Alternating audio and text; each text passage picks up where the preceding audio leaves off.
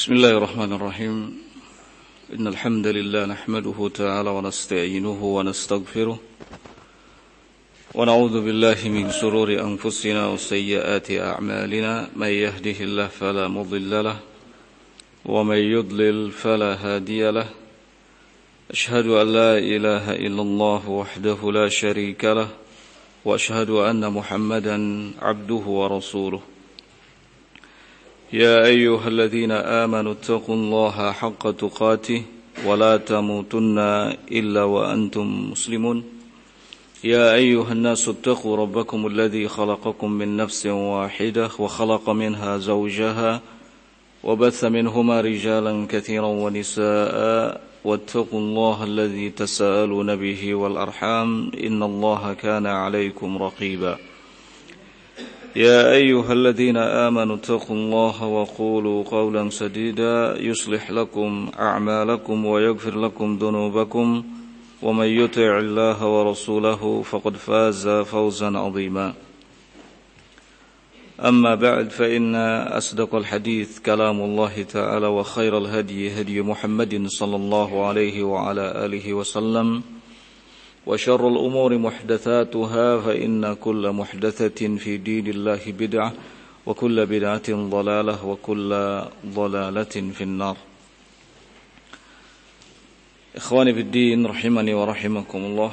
Alhamdulillah, pada kesempatan sore hari ini kita kembali dipertemukan oleh Allah Azza wa Jal di tempat yang paling mulia dalam majlis atau halaqah ilmiah yang insyaallah kita akan melanjutkan kembali kajian kitab Tafsir Al-Muyassar, masih dalam pembahasan Quran Surat Al-Baqarah terakhir sampai dengan ayat ke-212.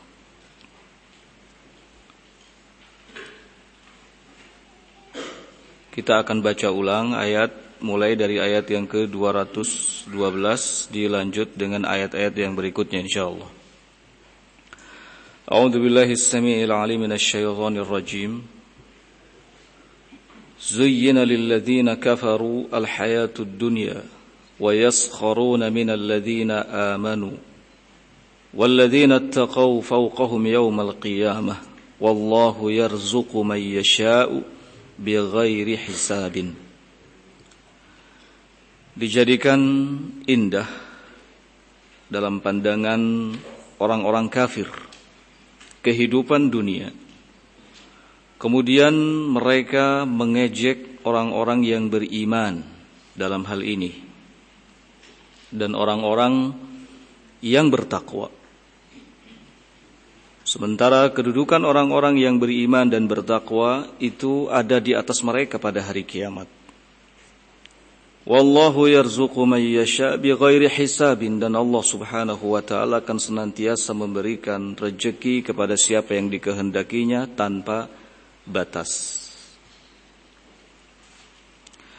Tafsiran dari ayat ini, qala hussina lilladzina jahadu wahdaniyatullah alhayatud dunya wa ma fiha minasy syahawati wal maladzat.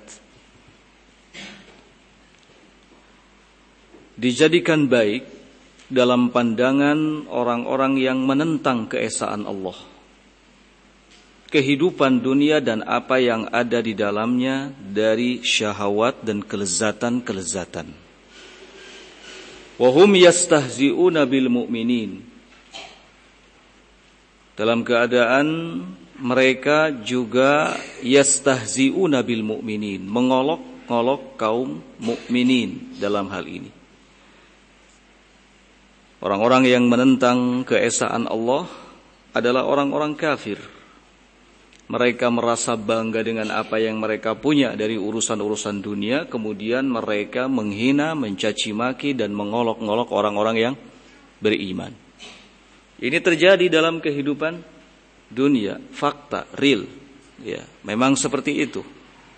Wa haula'il ladzina yakhshawna rabbahum fawqa jami'il kuffar yaumal qiyamah. Padahal Orang-orang yang beriman, orang-orang yang takut kepada Allah ada di atas mereka, di atas seluruh orang-orang kafir kedudukannya.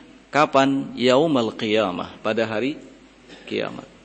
Jadi tidak masalah kalau orang-orang yang beriman ada di bawah orang-orang kafir di dunia dalam urusan dunia. Tapi orang-orang yang beriman akan berada di atas orang-orang kafir di akhirat. Haitsu yudkhiluhumullahu a'la darajatil jannah, di mana Allah Subhanahu wa taala akan memasukkan orang-orang yang beriman, orang-orang yang bertakwa ke dalam surga yang tingkatannya paling tinggi. Wa yunzilul kafirina asfala darakatin nar, sementara orang-orang kafir akan dimasukkan oleh Allah Subhanahu wa taala ke neraka yang paling rendah. Ini perbedaannya. Ya. Di akhirat orang-orang yang beriman ada di surga yang paling tinggi, sementara orang-orang kafir ada di neraka yang paling rendah. Dan sudah sering kali kita sampaikan bahwa kehidupan yang sesungguhnya adalah kehidupan akhirat, bukan kehidupan dunia. Jadi tidak masalah kalau kita rendah kedudukan kita dalam urusan dunia dan dalam kehidupan dunia. Ya. Yang terpenting adalah bagaimana kita mendapatkan kedudukan yang tinggi di sisi Allah Subhanahu wa taala dalam kehidupan akhirat. Nah. Wallahu yarzuqu may yasha min khalqihi bighairi hisabin, dan Allah Subhanahu wa taala dalam soal rezeki akan menganugerahkan rezeki tersebut kepada siapa saja yang dikehendakinya. Dari kalangan makhluk-makhluknya bighairi hisabin, tanpa batas. Orang-orang kafir pun diberi rezeki oleh siapa? Allah Subhanahu wa taala di dunia. Ya. Nah. Dan itu membuat mereka puas. Dan rezeki yang Allah Subhanahu wa taala berikan kepada mereka sama sekali tidak menunjukkan Allah mencintai mereka, tidak. Tapi justru itu sebagai azab, sebagai hukuman bagi mereka. Semakin mereka mencintai dunia, semakin mereka lupa kepada Allah Azza wa Jalla. Semakin dahsyat mereka dalam kekafirannya kepada Allah Azza wa Jalla. Nah. Dan ayat yang terakhir ini, atau kalimat yang terakhir di ayat ini, wallahu yarzuqu may yasha bighairi hisab, juga sebagai hiburan bagi orang-orang yang beriman. Orang-orang yang beriman tidak perlu merasa iri ketika sebahagian dari mereka mendapatkan rezeki yang besar sementara mereka tidak. Ya. Karena yang mengatur rezeki itu adalah Allah Subhanahu wa taala. Nah. Berikutnya ayat yang ke-213. Kana an-nasu ummatan wahidatan faba'atha Allahu an-nabiyyina mubashshirin wa mundhirin wa anzala ma'ahumul kitaba bil haqq liyahkuma bainan nas fima ikhtalafu fihi wa ma ikhtalafa fihi illa alladhina utuhu min ba'di ma ja'atuhumul bayyinatu baghyan bainahum fahadallahu alladhina amanu lima ikhtalafu fihi minal haqqi bi idhnihi wallahu yahdi may yasha ila siratim mustaqim. Manusia pada awalnya adalah umat yang satu. Kemudian terjadi perselisihan. Lalu Allah Subhanahu wa taala utus para nabi, mubasysyirina, menyampaikan kabar gembira, wa mundhirina, dan menyampaikan peringatan. Dan Allah turunkan bersama dengan mereka kitab yang hak, yang menjadi pedoman untuk mereka dapat menyelesaikan persoalan-persoalan yang menjadi perselisihan di tengah-tengah manusia. Wa makhtalafa fihi, dan tidaklah terjadi perselisihan itu illal ladzina utuhu min ba'di ma ja'atuhumul bayyinat, kecuali dari orang-orang yang justru telah diberikan kepada mereka penjelasan-penjelasan yang gamblang, diturunkan ke tengah-tengah mereka kitab. Baghyan bainahum, sebab utamanya adalah karena ada kedengkian antar mereka. Adapun orang-orang yang beriman, Allah Subhanahu wa taala berikan hidayah dalam perkara yang mereka perselisihkan di dalamnya. Allah beri hidayah menuju kebenaran dengan izinnya.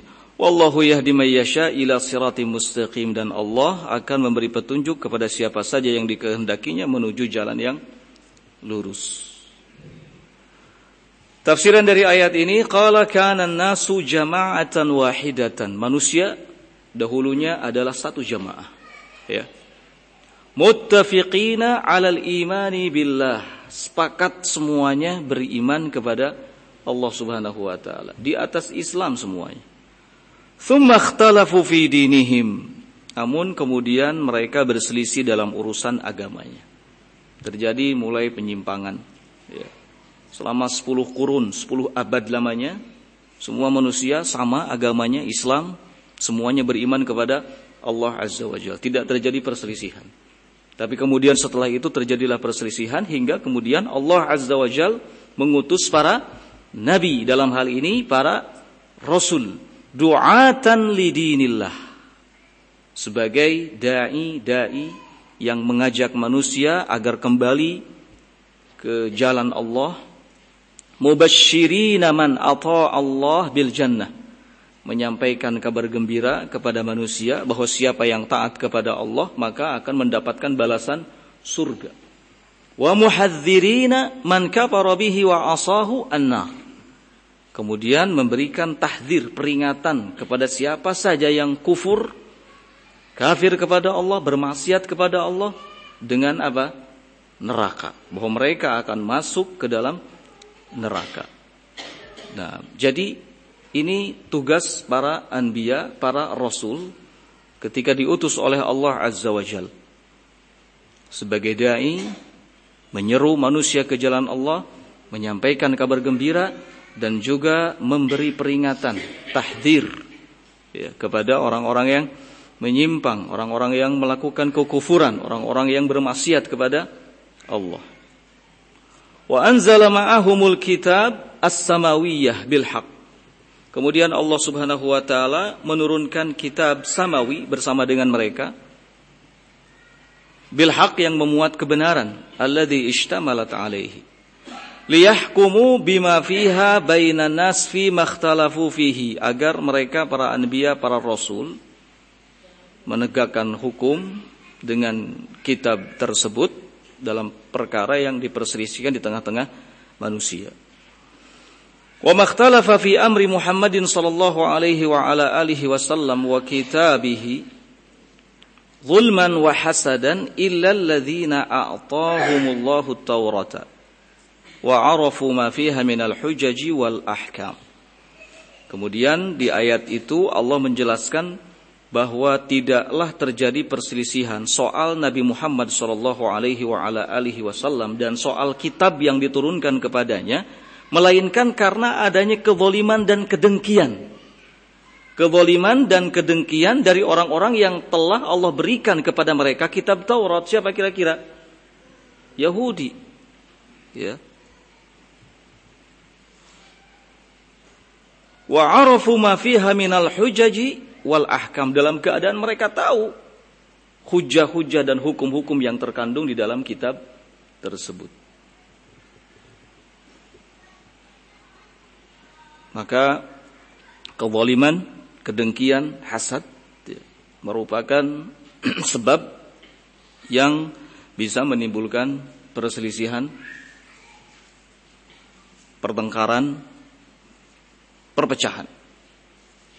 Oleh karena itu, Nabi sallallahu alaihi wa ala alihi wasallam mewanti-wanti kepada kita semuanya agar menjauhi tindakan zalim. Ya. Menjauhi tindakan zalim, karena kezaliman itu adalah kegelapan pada hari kiamat. Ya. Nabi pun menghimbau agar kita tidak boleh saling mendengki. La tahasadu wala tabaghadu. Janganlah kalian saling mendengki, janganlah kalian saling membenci. Nabi SAW mengatakan, kunu ibadallahi ikhwana. Jadilah kalian sebagai hamba-hamba Allah yang bersaudara. Ya. Inilah yang akan menyatukan. Nah, fawaffaqallahul mu'minina bifadlihi ila tamyizil haqqi minal batil. Kemudian di ayat itu Allah Subhanahu wa taala menjelaskan bahwa Allah memberikan taufik kepada orang-orang yang beriman dengan karunia-Nya untuk dapat membedakan antara yang hak dengan yang batil. Wa ma'rifah ma ikhtalafu fihi, dan mengetahui hal yang mereka perselisihkan. Wallahu yuwaffiqu may yasha min ibadihi ila siratim mustaqim, dan Allah lah yang akan memberi taufik kepada siapa saja yang dikehendakinya dari kalangan hamba-hambanya menuju jalan yang lurus. Inilah yang Allah maksudkan, wallahu yahdi may yasha ila siratim mustaqim. Allah lah yang akan memberi petunjuk kepada siapa yang dikehendakinya menuju jalan yang lurus. Petunjuk yang Allah berikan adalah taufik, ya, adalah taufik. Selanjutnya ayat yang ke-214.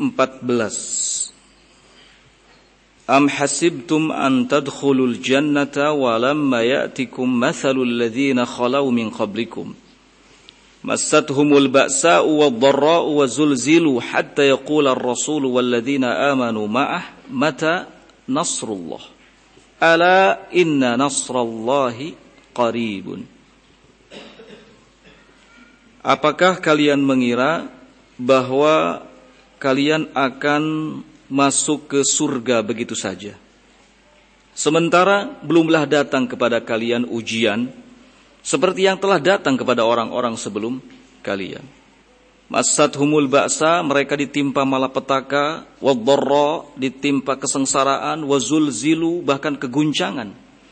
Sampai-sampai pada saat itu Rasul dan orang-orang yang beriman yang bersamanya mengatakan, mata nasrullah, kapankah akan datang pertolongan Allah? Ala inna nasrallah qarib, ketahuilah bahwa sesungguhnya pertolongan Allah itu dekat. Qala bal adhanantum ayyuhal mu'minun an tadkhulu al-jannata walamma yusibkum minal ibtila mithlu ma asabal mu'minina alladhina madaw min qablikum minal faqri wal amradi wal khawfi wal ru'bi wa zulzilu bi anwa'il makhawif. Di ayat ini Allah Subhanahu wa ta'ala mempertanyakan kepada orang-orang yang beriman, apakah kalian wahai orang-orang yang beriman mengira antadkhulu al-jannata, akan masuk ke surga dengan mudah begitu saja? Walamma yusibkum minal ibtila, sementara kalian belum ditimpa ujian dan cobaan seperti ujian dan cobaan yang telah menimpa orang-orang yang beriman yang berlalu sebelum kalian. Di antara ujian dan cobaan itu adalah kefakiran, kemudian al-amrad, berbagai macam penyakit, rasa takut, khawatir, diguncang dengan berbagai macam ketakutan-ketakutan. Hatta qala rasuluhum wal mu'minuna ma'ah ala sabilil isti'jalin nasri minallahi ta'ala mata nasrullah. Sampai-sampai Rasul mereka dan orang-orang yang beriman yang bersamanya karena tergesa-gesa ingin mendapatkan pertolongan Allah, bertanya-tanya, mata nasrullah, kapan datang pertolongan Allah? Ya. Ala inna nasrallah qaribun minal mu'minin. Kemudian Allah katakan bahwa ketahuilah sesungguhnya pertolongan Allah itu dekat dari orang-orang yang beriman. Ayat ini sebagai peringatan dari Allah Subhanahu wa ta'ala bahwa ujian, cobaan adalah sebuah kemestian, sebuah keharusan dalam kehidupan dunia, terutama bagi orang-orang yang beriman. Karena Allah Subhanahu wa ta'ala ketika menghendaki kebaikan bagi seorang hamba, justru Allah akan uji dia. Ini seperti pernyataan Nabi sallallahu alaihi wasallam, "Idza aradallahu khairan bi'abdihi", kalau Allah Subhanahu wa ta'ala menghendaki kebaikan bagi hambanya, maka ia akan ditimpa musibah. Ada musibah, cobaan, fitnah, ya. Ini semua ketetapan Allah Subhanahu wa ta'ala yang mesti diterima oleh orang-orang yang beriman.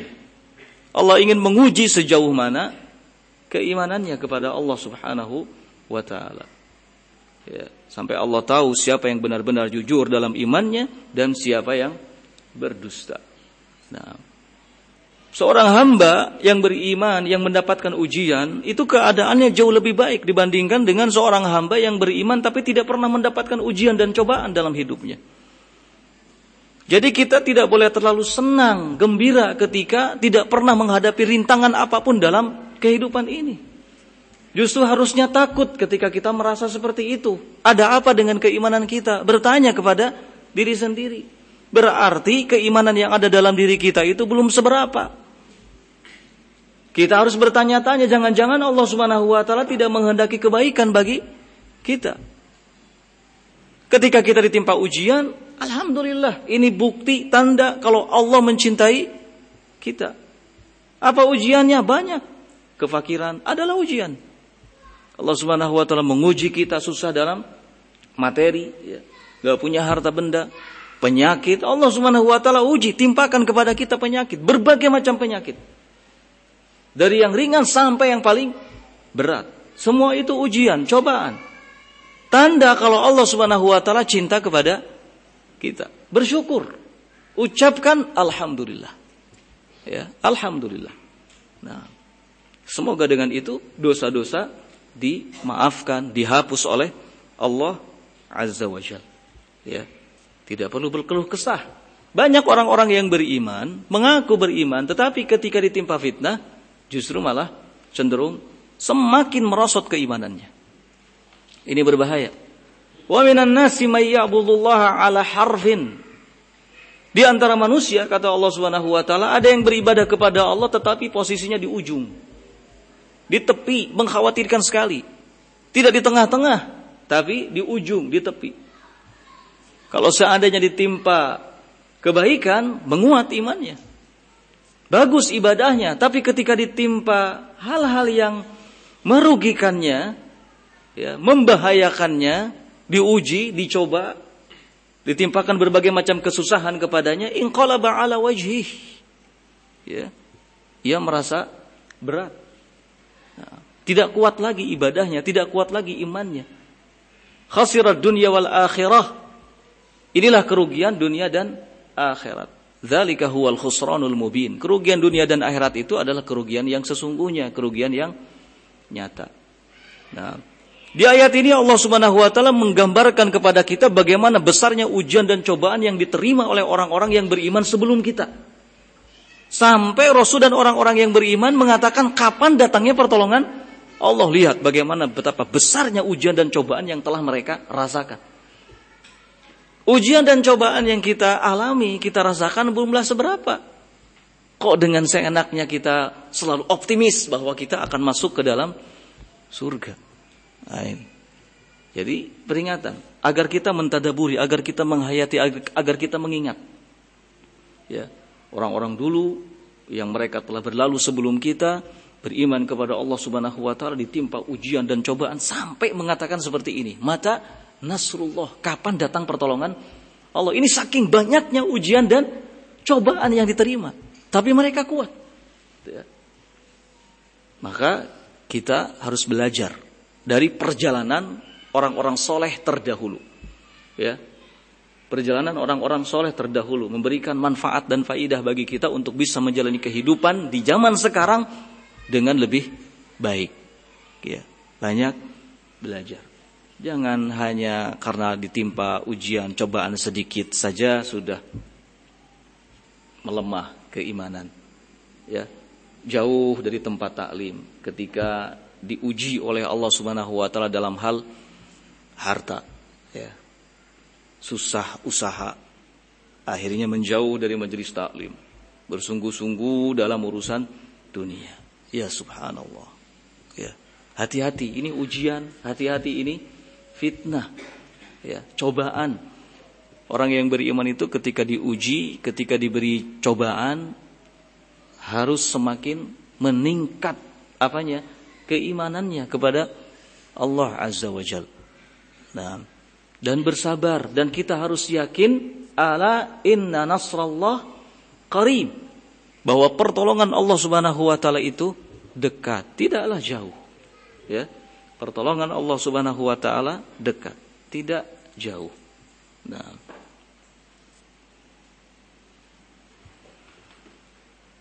Berikutnya ayat yang ke-215. Qala yas'alunaka madza yunfiqun. Qul ma anfaqtum min khairin falil walidaini wal aqrabina wal yatama wal masakin wabnis sabil wa ma taf'alu min khairin fa innallaha bihi alim.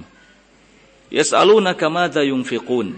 Mereka bertanya kepadamu wahai Muhammad soal apa yang mesti mereka infakkan, apa yang mesti mereka belanjakan, apa yang mesti mereka nafkahkan. Qul ma anfaqtum min khairin, katakanlah apa yang kalian infakkan dari kebaikan, falil walidain, maka itu untuk kedua orang tua, untuk kerabat, untuk anak-anak yatim, untuk orang-orang miskin dan ibnus sabil, musafir. Wa ma taf'alu min khairin, dan apapun yang kalian lakukan dari kebaikan, fa innallaha bihi alim. Sesungguhnya Allah Subhanahu wa taala Maha mengetahuinya. Tafsiran dari ayat ini, Allah Subhanahu wa taala menyebutkan tentang pertanyaan yang diajukan oleh manusia ya, kepada Nabi sallallahu alaihi wa ala alihi wasallam. Qala yas'aluka ashabuka ayyuhan nabi ayyu syai'in yunfiquna min asnafi amwalihim taqarruban ila Allah taala wa ala man yunfiqun.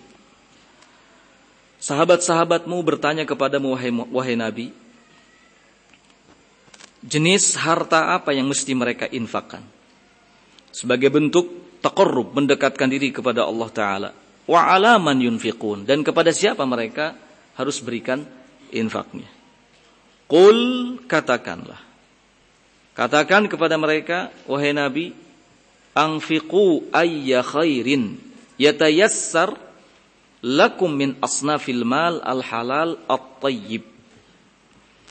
Infakkanlah apapun yang baik yang Allah mudahkan bagi kalian dari jenis-jenis harta yang halal, yang tayyib, yang baik.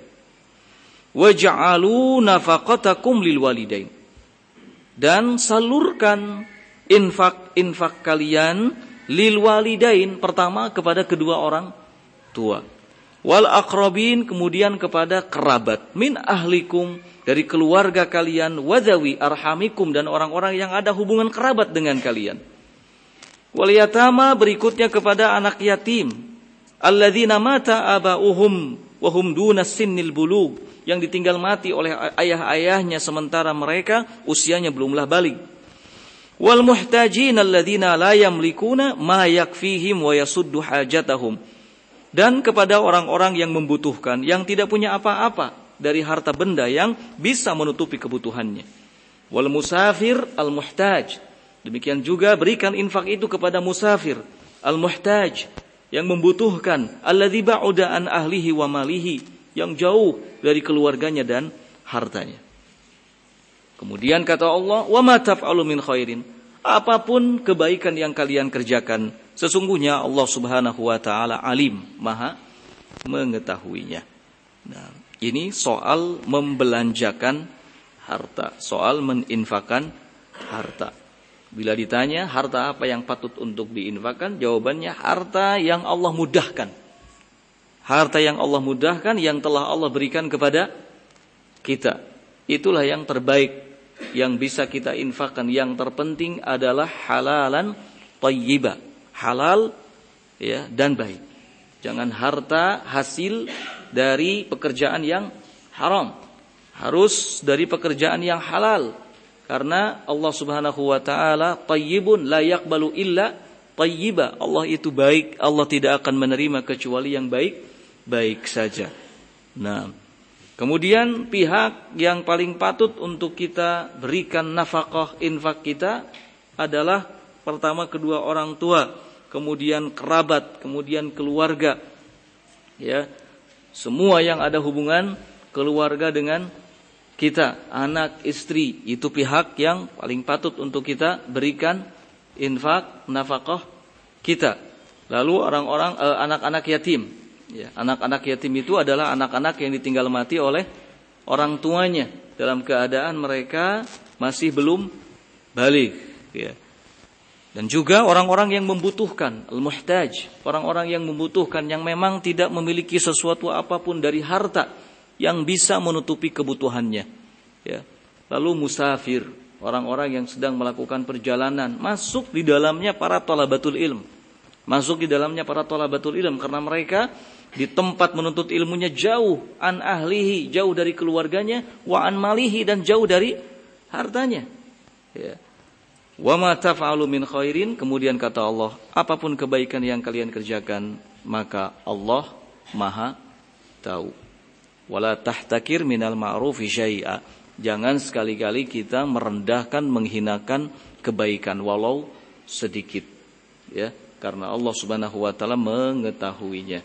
Nah, dan infak, nafaqah, sedekah yang kita keluarkan tidak perlu juga secara terbuka, terang-terangan.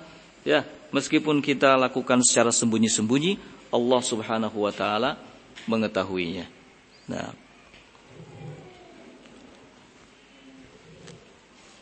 ayat yang ke-216. Qala kutiba alaikumul qitalu wa huwa kurhun lakum wa asa an takrahu syai'an wa huwa khairul lakum wa asa an tuhibbu syai'an wa huwa syarrul lakum. Wallahu ya'lamu wa antum la ta'lamun. Kutiba alaikumul qital, telah diwajibkan atas kalian al-qital, berperang. Wa huwa kurhul lakum, sementara perang itu adalah sesuatu yang tidak kalian sukai. Wa asa an takrahu syai'a, namun bisa jadi kalian tidak menyukai sesuatu padahal itu baik bagi kalian. Dan sebaliknya bisa jadi kalian mencintai sesuatu padahal itu jelek bagi kalian. Wallahu ya'lamu wa antum la ta'lamun. Hanya Allah yang tahu sedangkan kalian tidak mengetahuinya. Di ayat ini Allah Subhanahu wa taala menjelaskan faradallahu alaikum ayyuhal mu'minun qitalal kufar, bahwa Allah telah mewajibkan kepada kalian wahai orang-orang yang beriman untuk memerangi orang-orang kafir. Ya, memerangi orang-orang kafir. Wal qitalu makruhun lakum min jihatit tabi'i. Peperangan itu adalah sesuatu yang tidak kalian sukai secara tabiat. Siapa sih yang suka perang? Ya, enggak ada yang suka perang. Secara tabiat setiap orang menolak. Berat. Ya, diajak berangkat jihad, wah, berat. Apalagi sudah punya anak, sudah punya istri, banyak harta, benda, wah, semakin berat. Ya. Yang bujang saja kalau diajak perang belum tentu mau. Kenapa? Pikirannya belum nikah, belum punya pekerjaan, kayak kumaha. Ya. Nah, kurhun lakum, secara tabiat menolak setiap orang untuk diajak berperang, berjihad. Karena yang terbayang kalau perang itu kematian. Ya kan? Kesusahan. Nah, yang terbayang seperti itu. Gak ada gambaran perang itu enak, eksekutif, gak ada. Ya. Perang itu menyusahkan, membuat sakit. Nah, bahkan bisa mati. Maka al-qital makruhul lakum. Peperangan itu sesuatu yang tidak kalian sukai secara tabiat. Lima syaqqatihi, karena bebannya, mengandung beban yang berat. Wa kathrati makhataratihi, dan banyak bahayanya. Wa qad takrahuna syai'an wa huwa fi haqiqatihi khairun lakum. Namun Allah menjelaskan, dan ini hal yang harus kita camkan bersama. Bisa jadi kalian tidak menyukai sesuatu, namun pada hakikatnya itu baik bagi kalian. Ya. Agar kita tidak menilai segala sesuatu itu dengan perasaan. Kalau kita menilai segala sesuatu dengan perasaan, maka menurut perasaan kita jelek. Ya. Padahal sebetulnya baik. Maka Allah katakan di ayat ini, bisa jadi kalian membenci, tidak menyukai sesuatu, padahal pada hakikatnya itu baik bagi kalian. Ada banyak syariat yang seperti itu. Al-qital, peperangan. Benci, gak suka perang. Padahal itu adalah kebaikan pada dasarnya. Poligami adalah sesuatu yang dibenci oleh wanita. Ya, secara tabiat wanita semua membenci. Tetapi asa an takrahu syai'an, bisa jadi kalian tidak menyukai sesuatu, namun pada hakikatnya itu baik bagi kalian. Ya.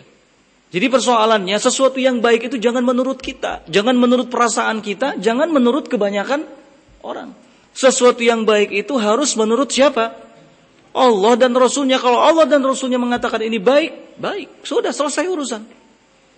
Tapi kalau Allah Subhanahu wa taala mengatakan ini jelek, ini buruk, jelek. Selesai urusan. Jangan jelek tapi sudah agak benar kalau sudah jelek tapi ada tapinya. Enggak. Kalau Allah sudah mengatakan jelek, jelek. Allah mengatakan baik, baik. Jangan juga mengatakan baik sih cuma. Nah, kalimat cuma kalau tadi tapi ini cuma gitu. Cuma. Nah. Enggak boleh seperti itu.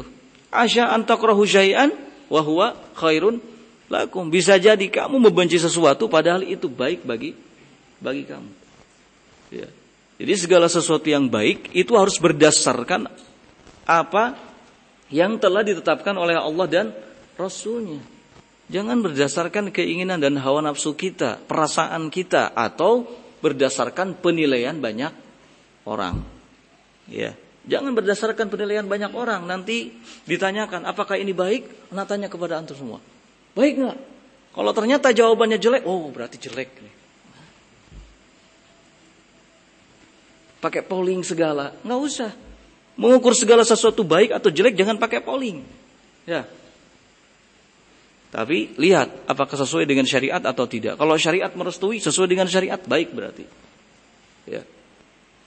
Nah, wa qad tuhibbuna syai'an lima fihi minar rahah wal awil ladzah al ajilah, dan bisa jadi kalian mencintai sesuatu karena ada rohah di dalamnya, ada ketenangan ya di dalamnya. Awil ladzah al ajilah, atau kelezatan yang segera dirasakan. Wa huwa syarrun lakum, padahal itu keburukan bagi kalian. Ini kebalikannya. Bisa jadi kita mencintai sesuatu karena kelihatannya kok adem gitu. Enak ini kayaknya. Senang saya ini. Ya. Padahal itu kejelekan. Nah, kita tidak tahu. Siapa yang tahu? Allah Azza wa Jal. Maka kalau begitu penilaiannya kembalikan kepada Allah. Perang sesuatu yang tidak kita sukai. Perdamaian jelas. Siapa sih yang tidak suka damai? Enak kan kalau hidup damai itu? Gak ada perang, gak ada jihad, damai. Gak ada amar ma'ruf nahi mungkar, kan damai. Kalau ada amar ma'ruf dan nahi mungkar, wah ribut terus. Sunnah, gak usah ada tahdir. Sudahlah kita hidup di atas sunnah, tauhid, damai. Enak ya kan? Dikiranya itu baik.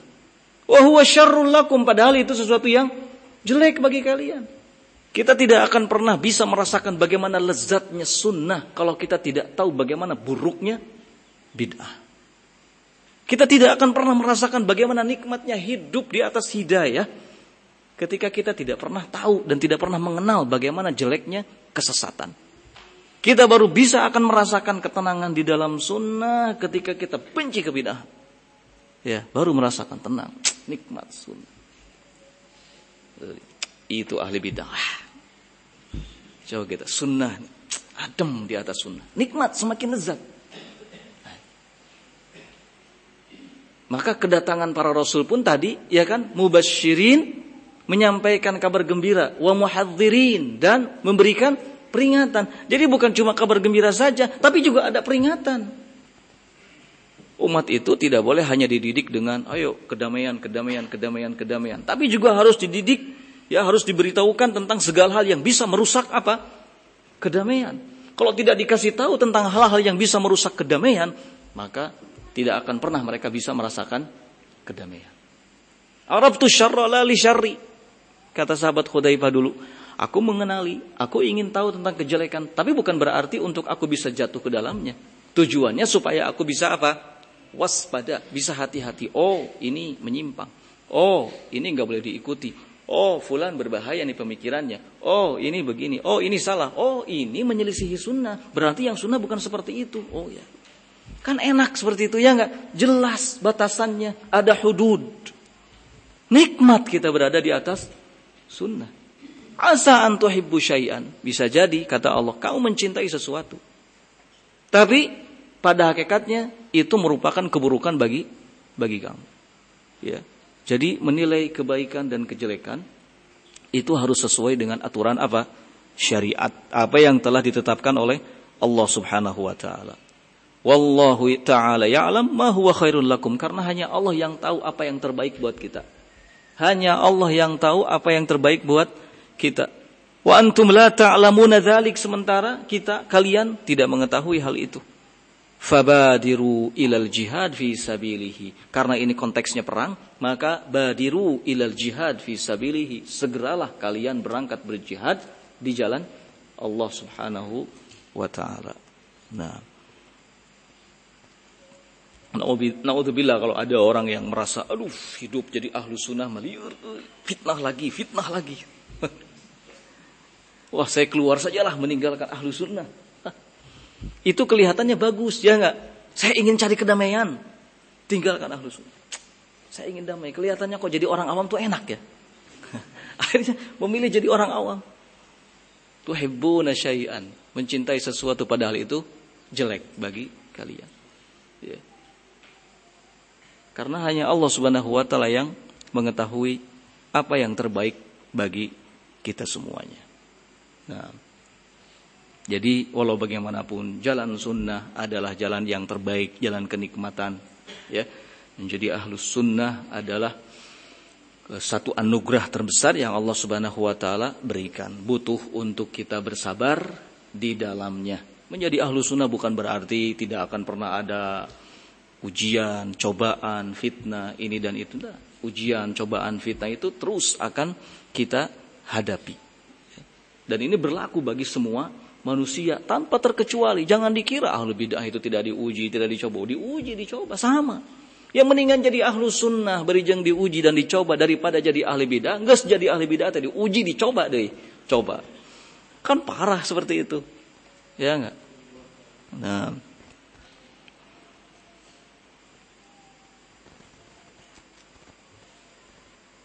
berikutnya ayat yang ke-217. Yas'alunaka 'anil syahril harami qitalin fihi qul qitalun fihi kabir wa saddun 'an sabilillah wa kufrun bihi wal masjidil harami wa ikhraju ahlihi minhu akbaru indallah wal fitnatu akbaru minal qatli wa la yazaluna yuqatilunakum hatta yaruddukum 'an dinikum in istata'u wa may yartadid minkum 'an dinihi fayamut wa huwa kafirun fa ulaika habitat a'maluhum fid dunya wal akhirah wa ulaika ashabun nar hum fiha khalidun. Yas'alunaka 'anis syahril haram, mereka bertanya kepadamu soal bulan haram. Qitalin fihi, untuk dilakukan peperangan di dalamnya. Qul qitalun fihi kabirun, katakan kepada mereka bahwa melakukan peperangan di bulan haram adalah dosa besar. Wasaddun an sabilillah, tetapi menghalang-halangi manusia dari jalan Allah. Wa kufrun, dan kufur kepada Allah. Wal masjidil haram, menghalang-halangi manusia untuk bisa masuk ke masjidil haram. Wa ikhraju ahlihi minhu, dan mengusir penghuninya dari masjidil haram. Akbaru indallah, lebih besar lagi dosanya di sisi Allah Subhanahu wa ta'ala. Wal fitnatu akbaru minal qatli, fitnah itu lebih berat dari pembunuhan. La yazaluna yuqatilunakum, mereka orang-orang kafir itu akan terus memerangi kalian sampai mereka bisa mengeluarkan kalian dari agama kalian jika mereka mampu. Maka barang siapa di antara kalian yang keluar dari agamanya lalu kemudian mati wa huwa kafirun, dalam keadaan kafir kepada Allah, faulaika habitat a'maluhum fid dunya wal akhirah, maka mereka adalah termasuk ke dalam golongan orang-orang yang terputus amalannya di dunia dan akhirat, dan mereka akan menjadi penghuni neraka, mereka pun kekal di dalamnya. Nah, tafsiran dari ayat ini, qala yas'alukal musyrikun ayyuhar rasul 'anis syahril haram. Di ayat ini Allah kabarkan bahwa kaum musyrikin bertanya kepadamu wahai Rasul tentang bulan haram. Hal yahillu fihil qital, apakah halal dilakukan peperangan di dalamnya? Maka kata Allah kepada Rasulnya, qul lahum, katakan kepada mereka, al-qitalu fi syahril haram 'azimun indallah istihlalihi wa safkid dima fihi. Katakan kepada mereka bahwa peperangan di bulan haram adalah sesuatu yang besar di sisi Allah. Dalam artian dosa besar. Wa man'ukumun nas min dukhulil Islam bitta'dzibi wat takhwif. Dan kalian menghalang-halangi manusia dari masuk Islam dengan diberi siksaan dan ditakut-takuti. Wa juhudukum billahi wa bi rasulihi wa bidinihi. Kemudian penentangan kalian kepada Allah, Rasulnya dan agamanya. Wa man'ul muslimina min dukhulil masjidil haram. Dan melarang kaum muslimin dari masuk ke masjidil haram. Wa ikhrajun nabi wal muhajirina minhu. Dan mengusir Nabi dan orang-orang yang berhijrah dari Masjidil Haram. Wahum ahluhu wa awliya'uhu, padahal mereka sejatinya sebagai penghuninya dan ahlinya. Dzalika akbaru dzamban, maka itu dosa yang jauh lebih besar. Ya. Nah.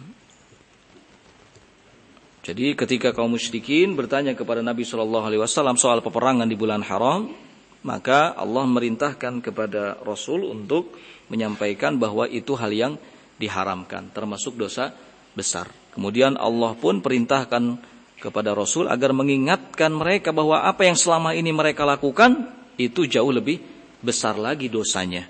Ya, menghalang-halangi manusia ya, untuk bisa masuk Islam, kemudian menentang Allah dan Rasulnya, menghalang-halangi manusia untuk bisa memasuki Masjidil Haram dan yang lainnya. Wa 'adhamu jurman indallah minal qital fi syahril haram. Semua ini tindak pidana yang lebih besar di sisi Allah daripada peperangan yang dilakukan di bulan haram. Wasyirku alladhi antum fihi akbar wa asyaddu minal qatli fi syahril haram. Demikian juga kesyirikan yang kalian berada di atasnya itu lebih berat daripada peperangan yang dilakukan di bulan haram. Wa haula'il kuffar lam yartadi'u an jara'imihim bal hum mustamirruna 'alaiha. Mereka orang-orang kafir tidak berhenti dari kejahatan-kejahatannya, bahkan mereka terus-menerus berada di atasnya. Wala yazaluna yuqatilunakum. Mereka orang-orang kafir akan terus memerangi kalian hatta yaruddukum anil Islam ilal kufri in istata'u tahqiqa dzalika. Sampai mereka bisa mengeluarkan kalian dari Islam menuju kekufuran jika mereka mampu untuk mewujudkannya. Wa man yuti'hum minkum ayyuhal muslimun wa yartadid an dinihi fayamut 'alal kufri faqad dhahaba 'amalahu fid dunya wal akhirah. Maka barang siapa di antara kalian wahai kaum muslimin, ini peringatan dari Allah.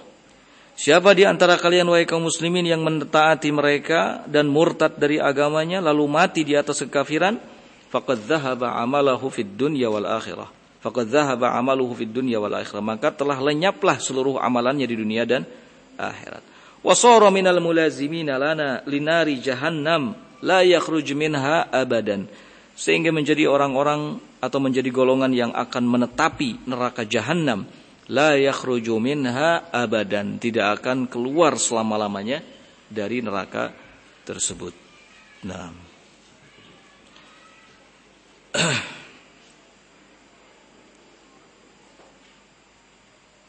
Selanjutnya ayat yang ke 218. Innal ladzina amanu wal ladzina hajaru wa jahadu fi sabilillah ulaika yarjuna rahmatallah wallahu ghafurur rahim. Sesungguhnya orang-orang yang beriman dan orang-orang yang berhijrah berjihad di jalan Allah, mereka adalah orang-orang yang mengharap rahmat Allah, dan Allah Subhanahu wa taala Maha Pengampun lagi Maha Penyayang. Tafsiran dari ayat ini, innal ladzina shaddaqu billahi wa rasulihi wa 'amilu bi syar'ihi wal ladzina taraqu diyarahum wa jahadu fi sabilillah ulaika yatma'una fi fadlillah wa thawabihi wallahu ghafurun lidzunubi ibadihil mu'minin rahimun bihim rahmatan wasi'atan. Kata Allah di ayat ini, sesungguhnya orang-orang yang shaddaqu billahi wa rasulihi, yang benar keimanannya terhadap Allah dan Rasulnya, wa amilu bi syar'ihi dan mengamalkan syariatnya. Walladzina taraku diyarahum dan orang-orang yang meninggalkan tempat-tempat tinggalnya dalam rangka berhijrah. Wajahadu fi sabilillah dan berjihad di jalan Allah. Mereka adalah orang-orang yang sangat menginginkan karunia dari Allah dan pahalanya. Dan Allah Subhanahu wa taala ghafurun lidzunubi ibadihil mu'minin. Maha mengampuni dosa-dosa yang dilakukan oleh hamba-hambanya yang beriman. Rahimun bihim. Ya. Menyayangi, merahmati mereka, memberikan rahmat kepada mereka, rahmatan wasi'atan dengan rahmat yang luas. Nah.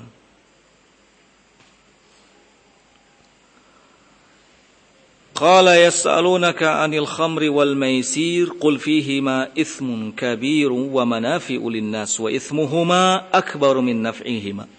Wa yas'alunaka madza yunfiqun qulil 'afwa. Kadzalika yubayyinullahu lakumul ayat la'allakum yatafakkarun. Ini ayat yang ke-219. Mereka bertanya kepadamu wahai Muhammad tentang khamr dan judi. Qul, katakan kepada mereka, fihima ithmun kabir. Dalam keduanya ada dosa yang besar. Wa manafi'un linnas, ada juga sedikit manfaatnya bagi manusia. Wa ithmuhuma, namun dosa keduanya akbaru min naf'ihima, jauh lebih besar dibandingkan dengan kemanfaatan.